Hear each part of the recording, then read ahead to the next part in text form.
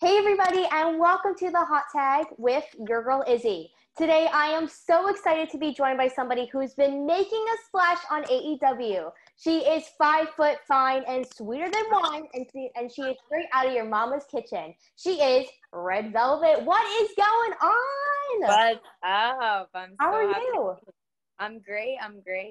Thank you for having me. Oh, of course. I'm so excited you're here. Before we started the interview, I know we were talking that last time we saw each other was at Sweetwater Pro Wrestling. So definitely awesome to talk to you via Zoom. Yeah, I'm so happy. Every time I see you, you're just hot and popping, getting everybody on your podcast. So Yeah, definitely. I'm happy to be a guest. Yeah, and also you're killing it on AEW, which we will get into later. But I want to ask you, a lot of people have kind of had their own little thing going on during COVID-19, or they had like some sort of hobby or maybe a show they've been watching. Is that the same for you, or is there something else that's been kind of like? I'm trying to think. It's crazy because COVID has been the busiest I've been in wrestling. So I was fortunate enough to start like coming into AEW during like COVID. And since they're just stationed in Jacksonville, I kind of like got there and like have been going back ever since. So every week I'm never home. I think I'm home for like 2 days and then I go back. And if I'm not there, then I'm doing like an indie show. So I haven't really picked up like a hobby during COVID because I haven't had any free time, but I've been wrestling. So I've been like doing productive stuff at least. Yes, definitely. I always see on your social media, which, like I said, we will get into later. But getting into the questions, I know your whole saying is straight out of your mama's kitchen, which I absolutely love. And it definitely gives me that don't mess with me vibe. But explain to the lovely Hot Tag viewers what that exactly means and how do you express that mentality when in the ring? So straight out of your mama's kitchen came from my trainer and I were joking and trying to decide like where I was built out of. So a lot of my fans don't know that like I come from a background, like both my parents are Latin, they're Colombian. So I didn't want to like throw that out there and be built out of Colombia because it just like didn't match my gimmick. So he was like, all right, Red Velvet, like, let's see, where are you going to come build from? We want you to come out of somewhere that's always going to catch people's attention. That's the first thing that people say. So it was around the time that Straight Outta Compton was happening. So people were like, straight out of this, straight out of that, blah, blah. So one day he's like, why don't you just come straight out of your mama's kitchen? Because majority of the time, like that's what hits home to people. Like mom's cooking is the best. If it's not mom's cooking, it's dad's cooking. But just like your parents' cooking is the best cooking. So we kind of took that and ran with that. And it kind of like spiraled to like, all right, we're going to throw a little bit of like cooking phrases and like baking phrases. And like that just kind of like what like spiced up my character more. So that's like the first thing everyone says, like, oh my God, like I did not forget you because they were like straight out of your mama's kitchen. And I immediately just wanted to see like who was going to come out, you know, because they're like Bill's out of Miami, Florida. And you're like, all right, cool, as a wrestler. But like, Bill, you know, straight out of your mama's kitchen, like what? Oh no, now I gotta like really tune in. So it's just a great thing to like catch people's attention, and it sticks. Go ahead. Yeah, and I love that because you know it's really hard to find your own like uniqueness and like how you can really have like a phrase like you were saying that really sticks, and I feel like yours does. I know you're saying that a lot of your phrases is like cooking related and everything, and I know you're always mixing things up. So is that one of those cooking related phrases? Yeah, so I watch basketball and stuff. So like I said, my trainer's a huge basketball fan, and he's like, why don't we like, you know, you got to do something. Like everyone has like a certain gesture, some they do when like they hit something. So like, why don't you serve it up? Like, like, all right, cool. I kind of like it. So I jokingly started doing it just to see like if it'll pick up. And then it took off. Like I'll walk in the locker room and like, or backstage and like, people will just serve it up and then they just start laughing. So like Taz loves it. He says like I'm stirring it up, but I guess like I stir it up to then serve it to whoever. So it kind of makes sense. So it just kind of took off, like, you know, then a lot of them have come. I have to give my credit to my trainer, JV. So he like is like always bored and like always trying to come up with things for me. So he really has helped with like straight out of your mama's kitchen, serve it up, 5 foot fine, sweeter than wine. Yeah. But they just stick. Another thing too is like people think red velvet and they just think the cake. But if you take out the red and you leave the velvet, that's still like super smooth, expensive fabric. So that's what I wanted to intertwine in my wrestling, along with like the fact that I used to dance. So I'm like, I want to be smooth. I want to be fluid. So more people tend to get behind like the whole cake gimmick, but it also has to do with being smooth and being elegant. And that's how I try to carry myself in the ring as well. Okay, yeah, and I'm definitely going to ask you about the Red Velvet character. That's actually the last question. But we saw you make your debut on AEW Dark back in June, and since then, your whole journey with AEW has included matches against Britt Baker, and Brandy Rhodes. But walk me through your whole preparation process when like preparing for those matches, because all of them, they have such unique styles, so definitely it's kind of hard to figure out. But I knew that you were able to handle it and everything, but explain to everybody how you were able to prepare. It was, I used to have that issue when I first started wrestling, and it's like I used to lose sleep before any match the day before. And I had like a vet that I used to train with, like one of the guys, and he was like, trust me, when you get more comfortable, one day it just clicks, but you have to take it one match at a time. So I will have a match like a month in advance, and I'll start panicking about it. Like, a month before.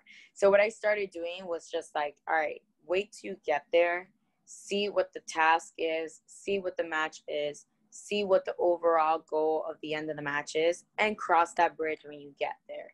So that's been great advice, because I just handle it as it comes, and each and every one of them amazing wrestlers, and they're all so different. So I wait till I get there to kind of like feed off of like who it is and what we have to do. And that's kind of how we go off of like building a story, because I've gotten out of the habit of like get there and like moves. Everyone's different. Everyone has a story to tell. And I'm very big on stories, because I want people to get behind what's going on in the match. So I kind of learn like cross that bridge when you get there, because it gives me anxiety to think about it before.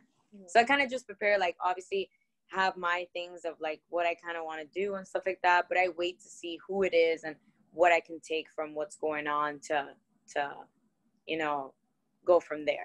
Yeah, that makes a lot of sense. Now, speaking of one of your moments in AEW, you were able to be a part of the 30 years of Chris Jericho Celebration. I just need to know, because I'm a little jealous that you got to do this, but how cool was it to sing Judas in honor of him? Oh my God. It's funny because it's like live, and I saw the camera. I have no idea if you guys saw it on TV the camera was there.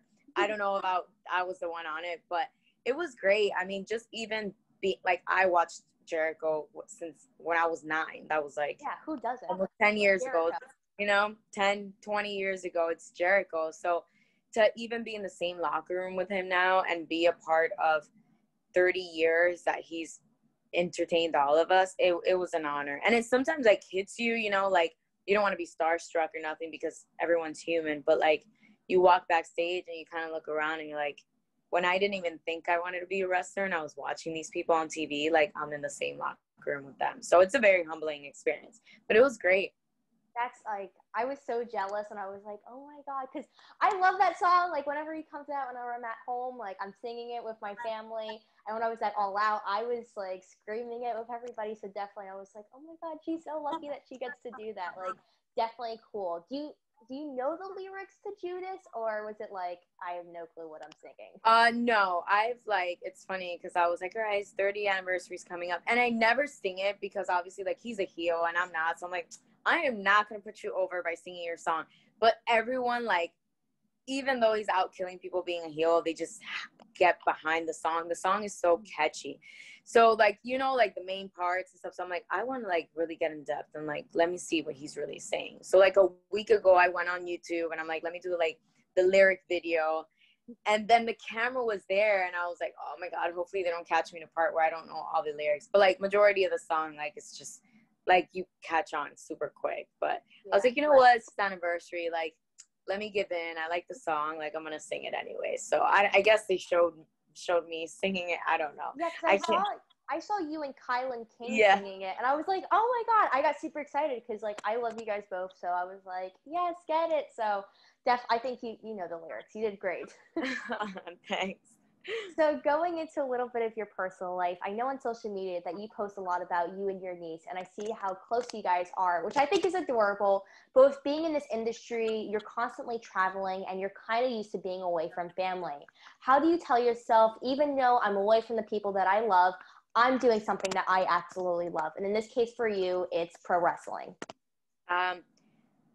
Thankfully, when I was younger, when I was 18, I got signed to a dance company. Mm-hmm. So 18, you think you're like grown, but you're really not. That's like the most like emotional part of your life. So I think I got it all out of my system being homesick. And I really learned how to balance being on the road and appreciating my family when I got back home.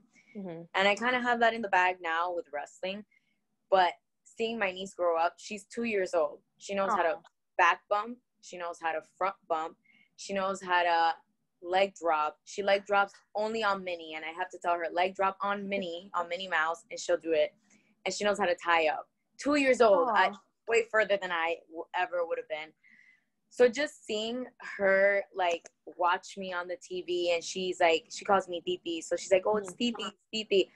That just warms my heart, you know, because she's like such a fan, and my mom is my biggest fan. Like, and everyone thinks like, oh, moms aren't going to support like girls getting their butt beat and everything. No, my mom didn't want me to be a boxer. My dad was a boxer. My mom didn't want me to be a boxer, but she just loves that I wrestle. FaceTime is really big when I'm on the road. I always FaceTime them every single day. I'm super close to my mom, my sister, and my niece, because my dad passed away already, but I'm sorry. It's fine. It happens, you know.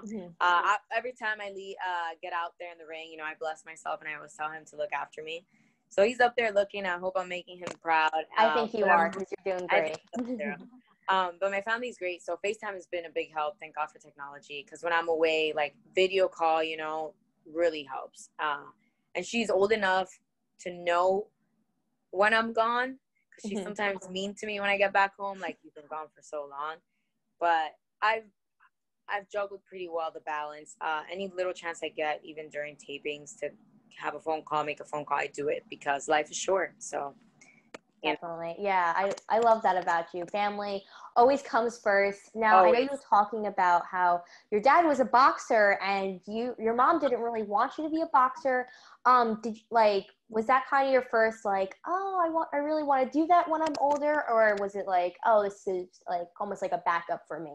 Well, my dad retired officially from boxing when I was like maybe like 2 weeks old. So I never like physically saw him. He took me to like train boxers and stuff, and I hated it. I was bored in the gym. I didn't like it. And then I got into MMA for self-defense, because it was me and my sister, and he wanted us to be able to defend ourselves. I was so tiny at the time. I was 12 years old, and I weighed maybe what like a 10-year-old guy weighs. I've always been like really.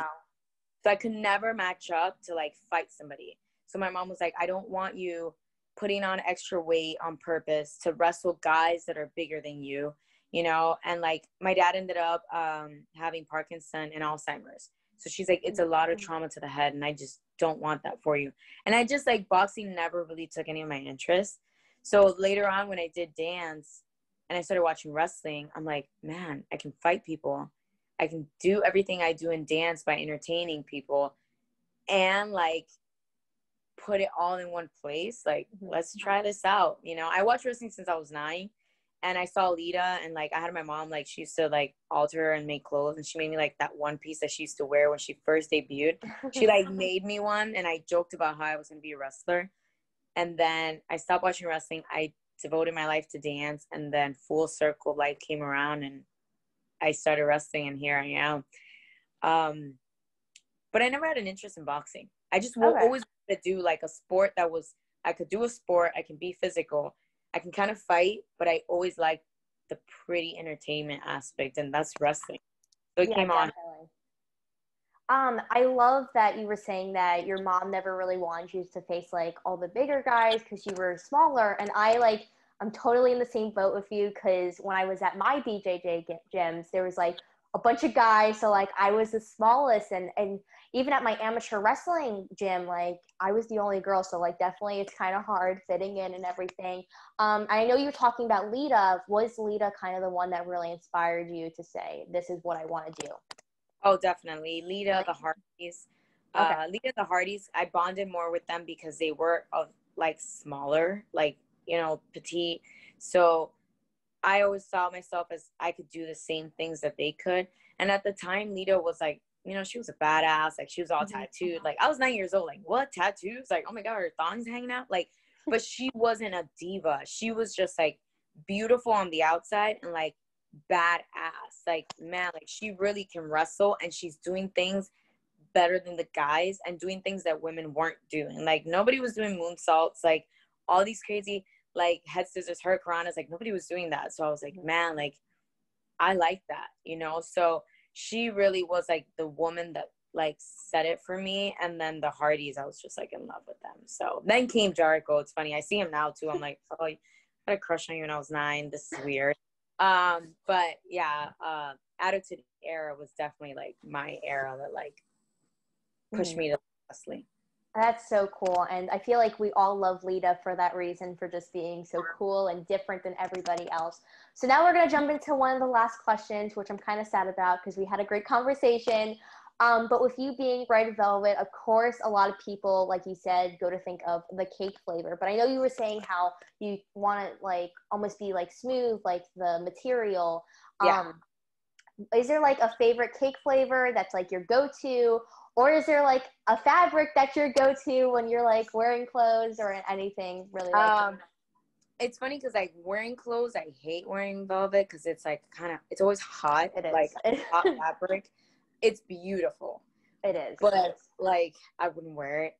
And then I just released on like maybe a month ago, I let the cat out of the bag on a podcast that like my favorite cake is carrot cake. I love red velvet cake, but I actually love carrot cake. But I love red velvet cake, you know? So I think everyone assumes I'm supposed to love red velvet cake. Well, we're in 2020. Sorry, guys. My favorite cake is carrot cake. But I love red velvet cake. But I think, like, people just, like, compare my stature to, like, a little cupcake. And I'm sweet. I'm a sweet person. But it's kind of, like, bad things happen when you have too many sweets. You know, you get cavities. You get consequences.